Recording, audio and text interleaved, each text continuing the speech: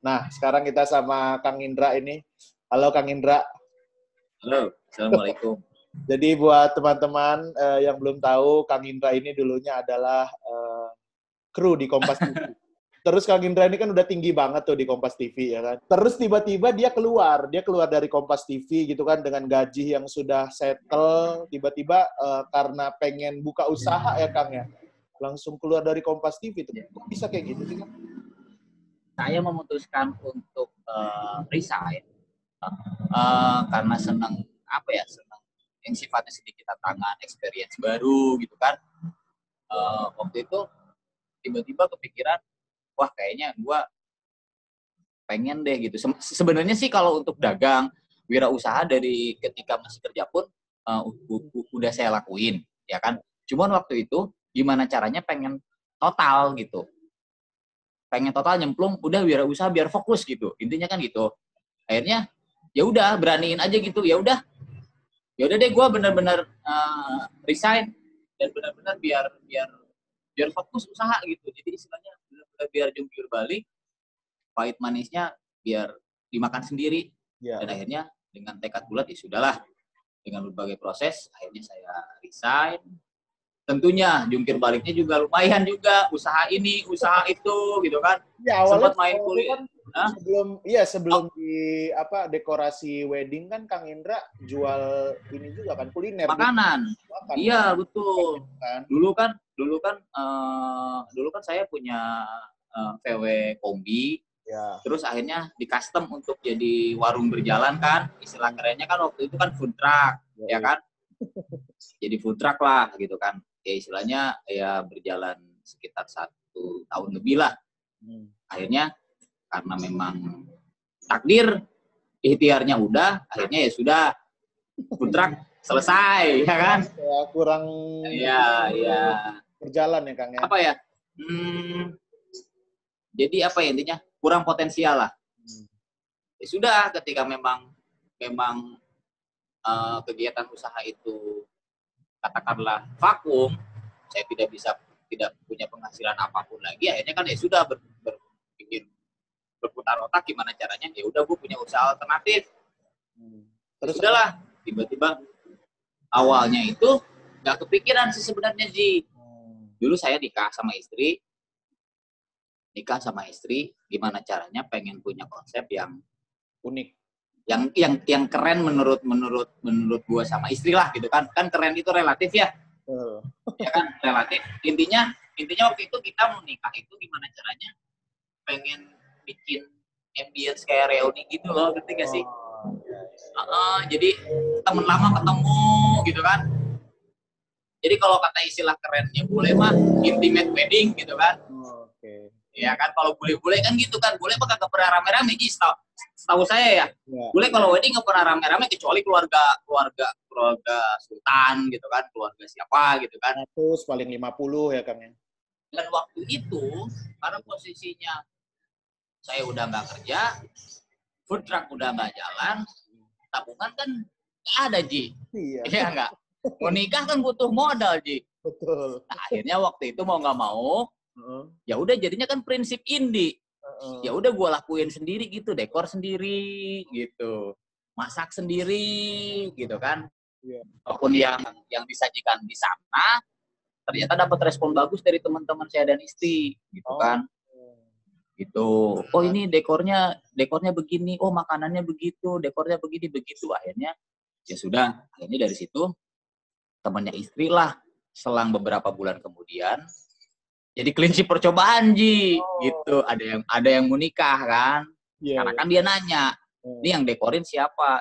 Yang dekorin ya kita sama teman-teman. Akhirnya temannya istri itu memberanikan diri untuk mempercayakan dekorasi pernikahannya kepada kita, gitu kan. Ya udah, gua nggak muluk-muluk gitu waktu itu. Ya udah pokoknya mah kan waktu itu buat saya sendiri. Nah kalau sekarang bener-bener buat orang kan, mau nggak mau istilahnya lu jadi kelinci percobaan gitu kan. Ya sudah lah, akhirnya kan sepakat karena kan istilahnya kita nggak ada experience yang berarti ketika kita ngasih ekspektasi terlalu tinggi sama si itu orang kan nanti berabe Ji. Ya, betul. Tuh, akhirnya ya sudah apa adanya, tetap kita buat yang maksimal sesuai dengan kapasitas kemampuan dari kita. Nah dari situ ya sudah berjalan ngalir, pasar yang menilai, yang alhamdulillah sampai sekarang itu jadi tumpuan hidup kita lah, jadi mata pencaharian kita lah sekarang. Itulah ceritanya. Jadi buat teman-teman yang nggak tahu juga, di pernikahan saya itu yang dekorin itu Kang Indra ini. Ya Kang, keren sekali teman-teman. Saya sangat tercengang aku Kang waktu ngeliat itu. Keren banget. Ya begitulah. Sekarang jadi tukang sulap lah sekarang. Ya kerjanya tukang sulap ya, kebun ya kan kebun melompong. Iya. Dibikin pangling gitu. Ya gimana caranya? Ya udah gitu. Pokoknya pengantin tahu-tahu besoknya kaget aja. Iya, keren emang Kang. Respect Kang Indra. Padahal waktu itu juga Kang Indra itu udah berjalan berapa lama tuh pas nikahan aku itu, dekorasi gitu. Hiji itu nikah tahun 2019. Iya, 2019. 2019 ya? 2020 deh. 2019 ya, kok 2020? 2020 mah udah masa krisis, Ji. Betul, 2019. Oktober 2019. Iya, 2019 itu udah jalan tahun ketiga kalau nggak salah. Tahun ketiga, udah hampir tahun ketiga. Jadi waktu itu juga dari saya sama tim juga kan ikut seneng lah, ikut bangga lah menjadi bagian terpenting dalam hari pernikahan Hipsi dan istri. Ya. Aku juga alhamdulillah. Keren banget itu. Luar biasa loh. Bisa jadi satu sama lain, jadi arsip kehidupan masing-masing gitu. Ya enggak? Gue punya, gue pernah dekorin artis loh. Gokil. Gokil ya. Gue pernah dekorin artis.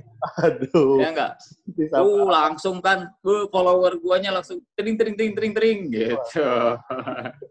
Gak penting lah follower, gak penting lah. Nggak terlalu penting lah. Kenapa? Tapi Kang, mungkin kan teman-teman yang di luar sana juga ya, ada yang pengen berniat bikin dekor wedding gitu. Apa sih Kang yang harus dipersiapkan gitu di awal-awal? Kan kalau Kang Indra kan mungkin sekarang udah cukup besar, ada punya alat tools yang banyak gitu kan. Terus peralatannya juga udah mencukupi. Kalau kayak teman-teman yang baru-baru gitu misalnya, pengen nih seru nih bikin dekor wedding, apa sih Kang yang perlu dipersiapkan Kang? Sebenarnya yang paling butuh banget disiapkan itu selain uang adalah mental, Ji. Ya, uang gede kalau mental memble percuma, Ji, uang bakal habis. Ya. Jadi kalau menurut tahunya saya, yang paling penting dalam kegiatan usaha apapun adalah mental dulu. Iya, betul. Ya kan dari sisi mental itu kan benar-benar istilahnya niat. Bagiannya istilahnya intinya variabelnya kan misalnya niatnya gitu kan, ikhtiar kerasnya, ya kan. Kalau misalnya dari awal mentalnya memble, ketika nemu sebuah sambungan sedikit pun nyerah, Ji. Betul. Ya enggak? Ya kan kita nggak tahu jalan itu mulus apa enggak. Namanya juga merintis, pasti trial and error-nya tinggi, Ji. Trial and error-nya tinggi. Itu istilahnya memang yang benar-benar apa yang sudah kita rasakan sebelumnya. Trial and error-nya tinggi. Intinya kan ya kalau mental nggak kuat, ya mundur jadinya gitu, Ji. Betul. Ya intinya insya Allah kalau dengan kita niatnya udah baik, niatnya usaha, dibarengi dengan istilahnya apa ya, terus belajar segala macam. Misalnya kan kalau menurut saya sendiri ya, ketika latar belakang seseorang, katakanlah kalau menurut saya istilahnya bakat itu mitos ya. Kalau menurut saya pribadi bakat itu mitos ya. Kan orang kita ya maaf ya kadang suka dikaitin, gua nggak bakat, gua kan nggak ngerti bunga, gua kan nggak ngerti konstruksi, gua kan nggak ngerti masak gitu. Gua nggak bakat kan selalu yang sifatnya yang melemahkan itu kan, gua nggak bakat itu yang bikin kita down gitu kan. Ya itu yang benar-benar saya rasain itu saya lawan gitu ya, semua sama gitu, semua makan nasi gitu, semua bakal bisa. perkara bisa atau tidaknya kapan, cepat atau lambat kan tergantung dari kitanya sendiri ya. Betul, Bang. Kalau kitanya tekun, kitanya ulet, sungguh-sungguh ya bisanya cepat. Ya itu sih sebenarnya lebih ke sana sih. Terus mental ya. Iya, mental dulu. Belajar mental dulu, terus satu sisi juga istilahnya tekun lah. Karena segala sesuatu nggak ada yang instan. Betul. Kang Indra juga kalau misalnya lama ya, sampai bisa lumayan dikenal gitu ya dekorasi wedding. Iya, sampai sekarang ini pun kita masih belum apa gitu, masih dalam level perjuangan gitu, belum punya istilahnya posisi yang benar-benar empuk, belum gitu. Terlebih sekarang kan 2020 kita dihajar kondisi yang sangat tidak enak. Nah, ini yang pengen aku tanya ini. Kan ini kan corona ini kan pasti sangat berubah sekali. Ini minum ya, Ji ya? Iya, siap, Kang.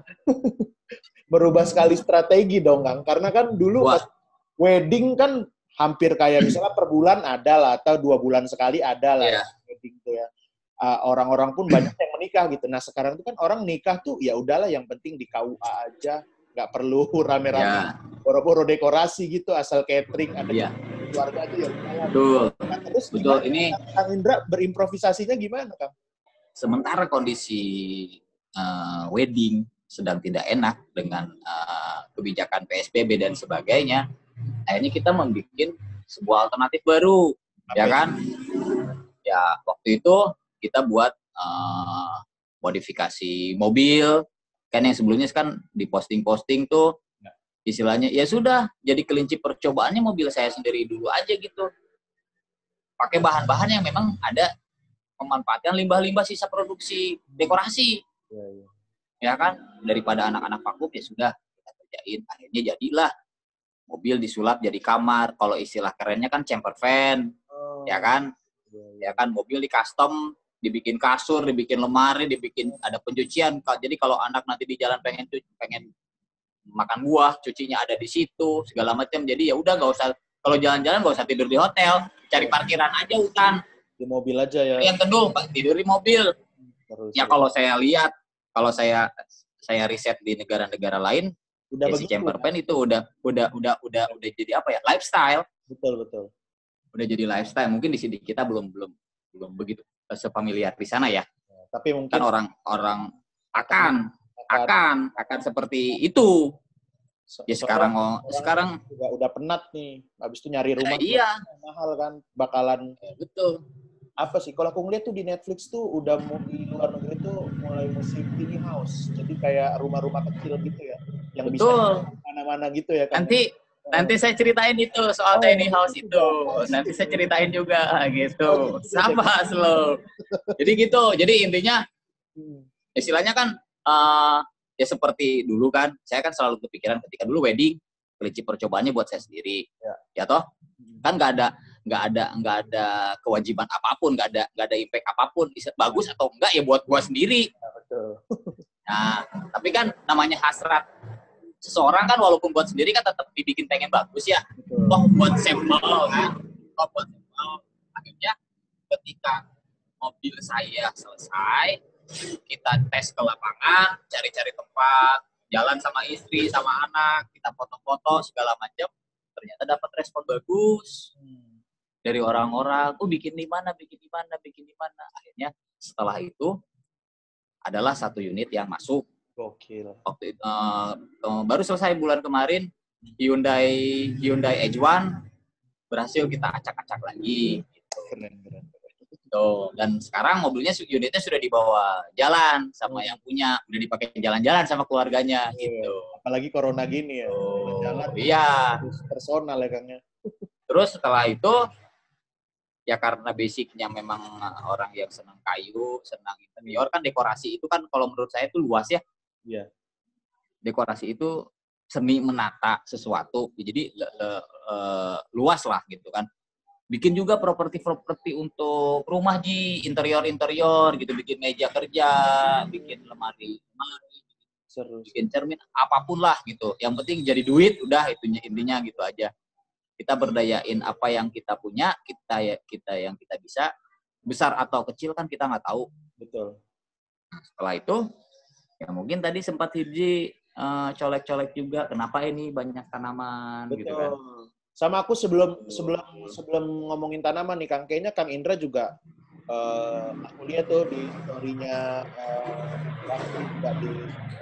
story-nya Kang Indra, jadi itu juga ya kayak background misalnya konser siapa Yura kemarin, terus konser Iya. itu juga Raisa, iya. itu juga salah satu improvisasi dari dekorasi berarti ya, Kang? Iya, ya makanya tadi aku bilang dekorasi itu luas, Ji.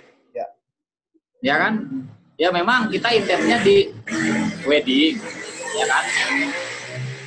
Kita intensnya di wedding, tapi bukan berarti kita stuck bisanya cuma ngedekor wedding. Nah sekarang kan kita ditekan kondisi kita nggak bisa dekor untuk wedding, Ji. Ya istilahnya ketika memang ada kerjaan lain. Kalau untuk syuting itu kan dekorasi itu istilahnya kan kata artistik ya. Ya, kan bahasa awamnya ngedekor gitu kan, tukang dekor gitu kan. Kalau istilah awamnya kan tukang dekor. Kalau istilah kerennya kan art director. Ya kan, kerjanya tata artistik kan gitu kan. Ya sudah, istilahnya ya karena saya dan teman-teman istilahnya terus belajar. Istilahnya fleksibel. Jadi kita tidak nggak kaku. Oh, harus wedding. Gua nggak bisa deh syuting, takutnya gini, takutnya gitu. Enggak. Saya karena memang latar belakangnya orang syuting. Emang ya setidaknya saya yang menjebatani teman-teman untuk ngebangun kepercayaan dirinya mereka. Yang tadinya cuma ngurusin wedding, ya sudah, ayo kita belajar untuk main syuting deh. Toh prinsipnya sama aja. Bedanya cuma masalah pressure aja. Secara pekerjaan sama aja. Kita bikin sesuatu, kita menyuguhkan sesuatu, gimana caranya jadi visual yang bagus.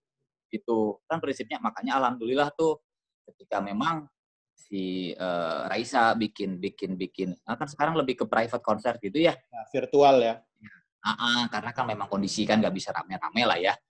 Yang penting istilahnya secara target marketing itu mereka produksi kan tetap harus jalan, Ji. Betul. Ya kan Raisa kan seperti kita tahu sekarang kan memang brand ambassador-nya Aqua ya. Jadi waktu itu ya sudah, dan memang kondisi sekarang itu orang lagi gila tanaman.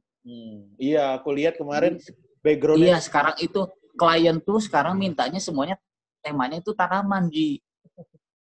Urban jungle gitu. Jadi kayak di Pinterest.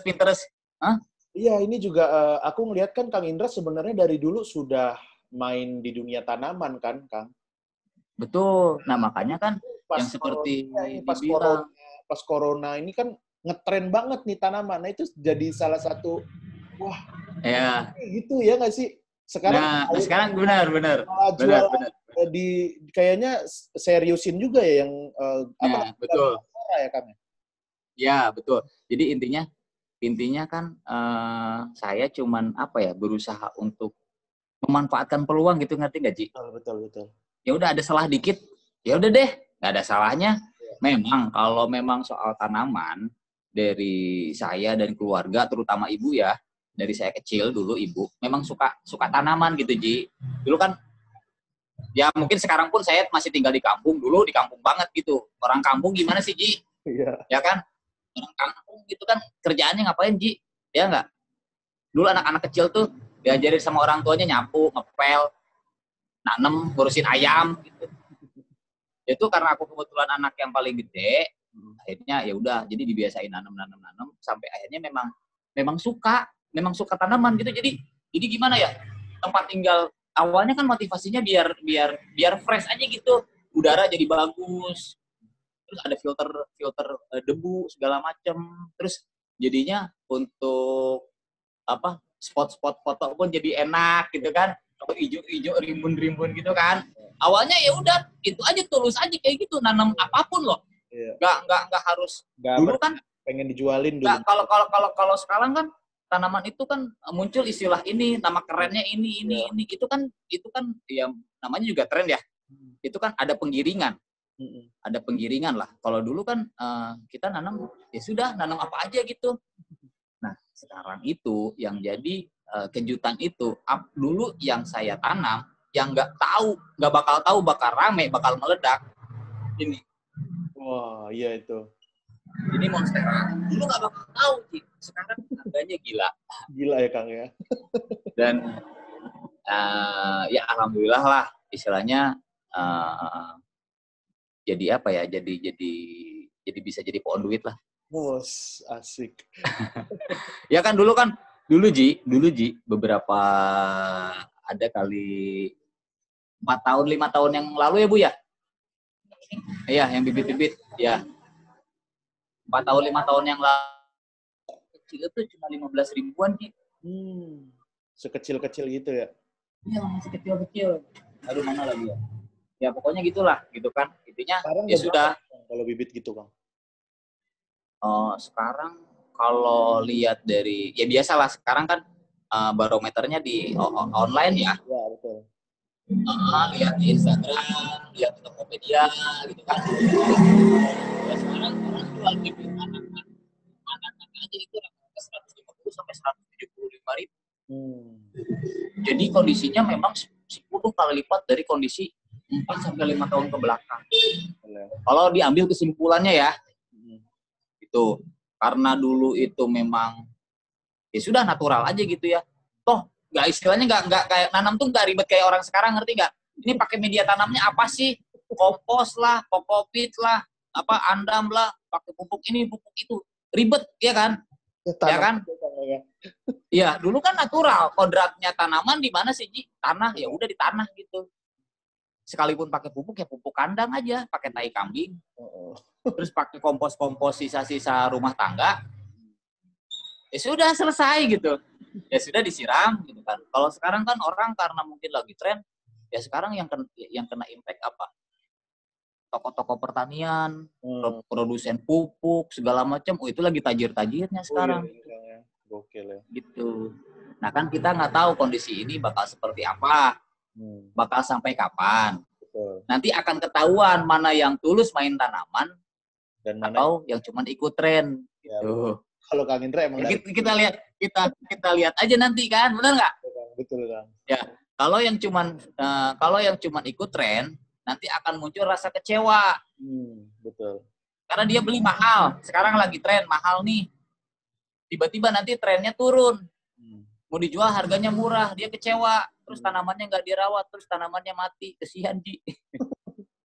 Tapi memang aku juga beneran tertarik nih Kang, pengen paling nggak beli yang nggak usah yang terlalu mahal lah, yang penting ada ijo-ijo lah. Nanti kapan-kapan berarti aku main ke tempatnya Kang Indra ya, cari-cari. Nah, alhamdulillah. Betul, yang ijo-ijo banyak, daun singkong, daun paya juga kan ijo Ji. Gampang, gak usah dirawat Ji. Daun singkong gak usah dirawat, di pagar ditancepin jadi Ji. Tidak ada keindahan di dalamnya. Umbinya bisa dimakan. Umbinya bisa dimakan, daunnya bisa jadi lalap. Ya, iya sih boleh. Ya, bisa jadi buntil. Ya gitu. Gaji ya siap. Alhamdulillah istilahnya dengan kondisi kayak gini pun nanti insya Allah kalau ada rezekinya dan Tuhan mengizinkan, saya akan punya kebun dengan konsep studio gitu. Gokil. Jadi bukan hanya sebatas kayak petani-petani konvensional cuman menanam. Oke, kita pun sama menanam. Tapi karena mungkin Tuhan memberikan sedikit kapasitas masalah estetikanya seperti apa, bagusnya seperti apa, nanti si kebun itu bakal kita kemas, bakal kita tata, bukan hanya sebatas kebun budidaya tanaman hias. Orang bisa datang ke sana untuk sebatas lihat-lihat, untuk membeli, ataupun misalnya untuk syuting, untuk foto-foto, foto produk, foto prewed atau segala pun bisa di sana. Gitu kan. Seru. Ya, insya Allah. Jadi itu one stop destination karena memang sekarang kondisinya semua serba tanaman, semuanya serba botanikal. Ya udah, insya Allah nanti tahun depan saya akan launching sesuatu untuk teman-teman di manapun lah. Gitu. Ya. Mohon doanya aja. Amin. Mudah-mudahan lancar. Jangan lupa untuk follow Gamila Flora ya Kang. Apa Instagramnya Kang? Iya. Nah kalau untuk tanaman ya sekarang belum aktif ya. Untuk usaha baru ide baru gara-gara corona, yaitu Gamila Flora. Tapi udah Gamila bisa, itu nama anak saya. ya. Tapi itu udah bisa dibeli online juga, Kang. Kalau misalnya mau beli-beli tanaman gitu, bisa juga online. Sementara ini bisa, tapi untuk tanaman-tanaman kecil. Oke, siap-siap. Cuman kalau dari saya pribadi sih, kalau mau beli tanaman di saya, lebih baik datang langsung, biar bisa lihat kondisinya seperti apa. Kita bisa ngobrol, yang tidak tahu kita sharing, ya kan? Karena kan saya suka menganalisa riset ketika testimoni orang di online shop ya. Ya, tanamannya ketika datang itu stres, kering. Yang beli itu nggak tahu treatmentnya seperti apa, akhirnya mati, gitu kan. Jadi pas beli ke sana bisa ngobrol-ngobrol dulu gimana cara ngerawat. Betul. Jadi kan lebih senang lah kalau misalnya yang benar, yang memang belum tahu kita kasih tahu, yang memang sudah tahu jadi diskusi gitu. Jadi satu sama lain kan bisa saling ngasih input. Jadi bukan hanya sebatas beli tanaman aja gitu. Karena ini kan masalahnya kan ini apa namanya? Ini kan sama kayak kita juga gitu, orang hidup gitu, makhluk hidup gitu, bukan artifisial. Kalau artifisial sih bodo amat gitu. Berarti kalau pengen tanaman sama Kang Indra, langsung aja ke tempatnya ya. Nanti alamatnya mungkin bisa saya kasih tahu. Iya. Terima kasih Kang Indra sudah pengen mengobrol-ngobrol di. Oke.